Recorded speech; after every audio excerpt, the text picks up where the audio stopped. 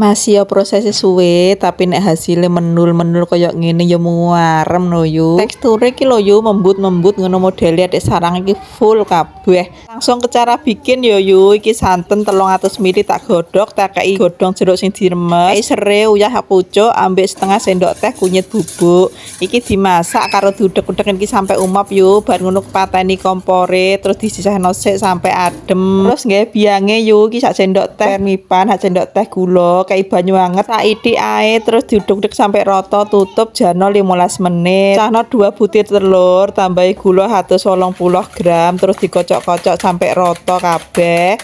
Bar ngono lebokno biange mau, dilebokno diresiki adahe mboeman, diudek-udek neh. Terus lebokno santen sing wis digodhog karo serai mau lho yo, disaring ben rusane gak melok. Iki diudek-udek neh sampai rata yo, sampai tercampur kabeh. Bar ngono lebokno terigu 70 gram, tapioka 150 gram diudek-udek neh aja sampai ana sing grindil-grindil ya yo ya. Pokoke sampai alus. Lah nek ngono lebokno margarin sing wis dicairno iki 70 gram yo. Dilebokno terus diudek-udek neh sampai alus. Nek wis rata kabeh terus disaring yo. Tujuane iku nek ana sisa tepung sing grindil-grindil sak titik ngono lho melok alus pisan yo. Dadi adonane iki bener-bener alus ngono yo. Lah nek nyairinge iki sebar kabeh aja lali diudek neh ben rata. Bar ngono wis dadi adonane iki disingkrahno sik yo, ditutupi kain, dijarno 1 jam. Nah, iki singkat cerita wis 1 jam mumpluk to yo adonane.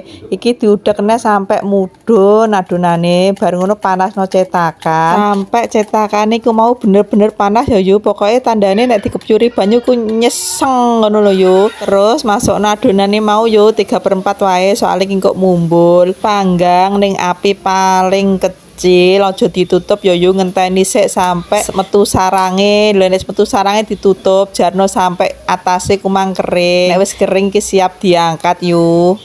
Adonan sakmono mang lho yo oleh rong panggangan alias oleh 18 biji. Nek digawe luwih tipis paling yo iso luwih akeh. Nah, enak to yo nggawe dhewe luwih irit dan hasilnya yo apik. Untuk tingkat kemanisane yo bisa disesuaikan yo, nek kurang manis dimboi, nek kemanisan dilongi. Nah, iki sebar kabeh kumanggang yo, hasilnya menul-menul lembut-lembut yo. Empuk ngono lho gak kalah karo sing toko-toko terkenal iku yo. Ayo yo belajar gawe nek wis dadi aja lali di tag ning akunku kene.